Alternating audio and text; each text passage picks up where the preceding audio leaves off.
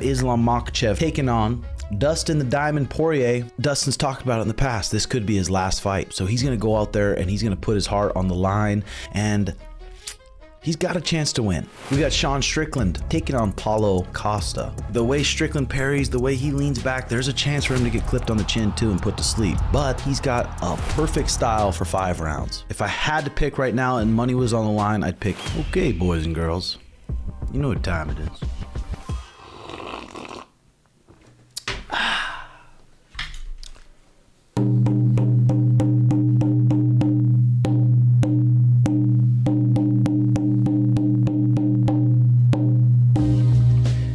In this video, I'm going to be talking about the big fights this weekend, UFC 302, and I'm coming at you with my final predictions. This video is brought to you by the best, and we're talking PrizePicks. It's so easy, and they're doing a free square. They got Dustin Poirier. All he's got to do is land one punch, and you win that square. Go to the App Store, download the PrizePicks. You can pick more or less on your favorite NBA players, NFL players, NHL players, and my favorite, boxing or UFC fights or MMA fights in general. And my picks, I can't make the picks, but if I could, these are the picks that I'm making. We got Strickland. I'm going to pick more than 119.5 significant strikes. I think those guys are going to box each other for 5 rounds and beat the tar out of each other. The third square, I got Islam Makhachev with more than 3 takedowns. I think Dustin Poirier is going to be able to hang in there with him at least a few rounds, and Islam's probably going to take him down 3 times or more. You can hit flex play, so all you got to hit is 2 out of 3, or you can hit 3 out of 3 and make some serious cheddar. All you got to do, download PrizePicks, use code Timbo, all caps, when you sign up, put $100 in and they'll match your $100, so you got $200 to play with. And it's a real fun way to watch sports. It makes it real fun, real entertaining.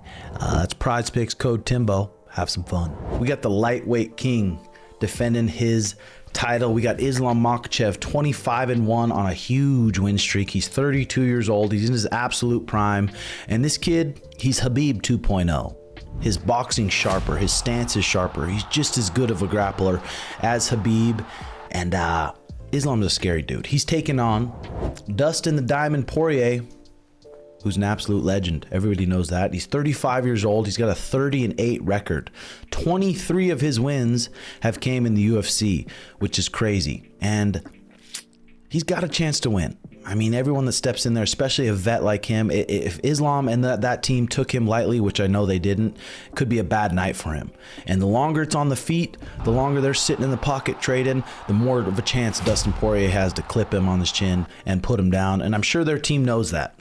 And Dustin's talked about it in the past. This could be his last fight ever. So he's going to go out there and he's going to put his heart on the line. And he's probably going to put caution to the wind like he does. Come out that first round and make it a sprint and try to put Islam away. And I think Islam and them are going to know that. They're not going to sit in the pocket like dum-dums and risk the potential of getting clipped and sat down. Islam's going to hide his boxing. He's going to box them for a while. He's going to take him down and he'd do what he does. And man, I would love to see Dustin do it. I would love to see Dustin do it. I love like fairy tale endings like that. Him ending up with the actual undisputed. But sadly, I don't know if it's going to happen. If I had to pick right now and money was on the line, I'd pick Islam by submission, 2nd or 3rd round. I got to be realistic with you guys. It sucks because I'm friends with some of these guys, but I have to be realistic with you guys when I'm talking about my picks. Next up, we got Strickland, 33 years old, 28-6. He is 3-1 in his last 4 bouts, and he's been looking good. 6'1", 185, and he's got a perfect style for 5 rounds. Standing there flat-footed, not wasting a bunch of unneeded energy, pressuring forward and boxing. All the kid does is spar. He trains with a great coach, Eric Nixick. He has a great team. He's always sparring with high-level UFC guys a lot. But he's taking on Paulo Costa, who's 33 years old, 14-3, 6 foot, 185, and one of the most explosive guys, I think, in the UFC. And this is going to be a boxing match with 4-ounce gloves. 5 5s.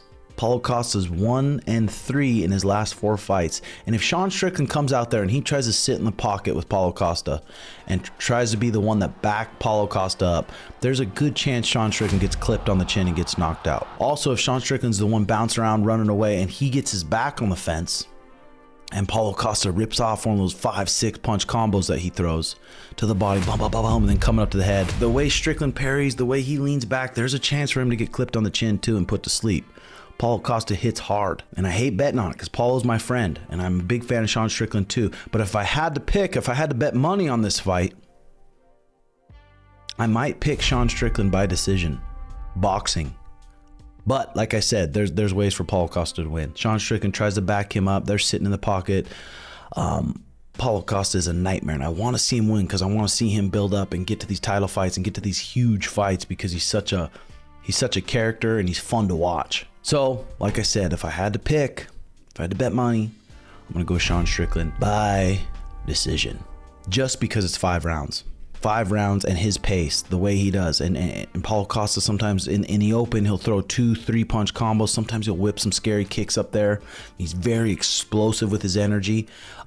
The 5 rounds is what makes the difference for me in this fight. Okay, next up, we got a little bonus bout. We got Kevin Holland. Now, Kevin Holland came into the UFC, he knocked out Jacare Souza, a flashy guy. He's 2-4 in his last 6 bouts, but look at the guys he's taking on. I mean, he's got a big sack on him, this kid does. He took on Khamzat on 2-3 days notice, got choked out by Khamzat, and then he went against Stephen Thompson and agreed on no takedowns. He got it on the ground a couple times. Kevin Holland's a good black belt, and he let him up. Not the smartest decision, but that's why the fans love him. He makes things exciting. So he lost that bout. Later on, April 8th, 2023, he knocked out Santiago Ponzinibbio, submitted Michael Chiesa after, and then took on Jack Della Maddalena and lost a split decision, and then recently lost that unanimous decision on UFC 299 versus Michael Venom Page. So this is an important bout for Kevin. And they didn't give him an easy fight. They gave him Michal Oleksiejczuk. Okay, this kid's 29 years old, 19 wins, 7 losses. But I've seen this guy fight too. Tall guy, athletic, good. He lost his last fight to Michel Pereira, got choked out. Before that, he won against Chidi Njokuani. So if I had to pick on this one, I think Kevin Holland's going to come out and do it. I think he's going to come out, punch him at the end of his range, and I can see him hitting him with the right hand, boom, slumping him over and TKOing him, and getting it done. So I'm going to pick Kevin Holland by TKO in this match. Yeah, the rest of the card's good. We got some banger fights on it. Not huge names, but good fights. We got Phil Rowe versus Jake Matthews, great fight. Grant Dawson versus Joe Selecki. And then we got Nico Price versus Alex Moreno.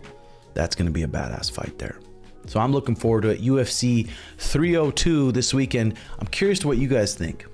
Comment your thoughts below on who's going to win. I want to see who gets the closest in these comments here. And you know what? I'm going to leave you with the guys with this.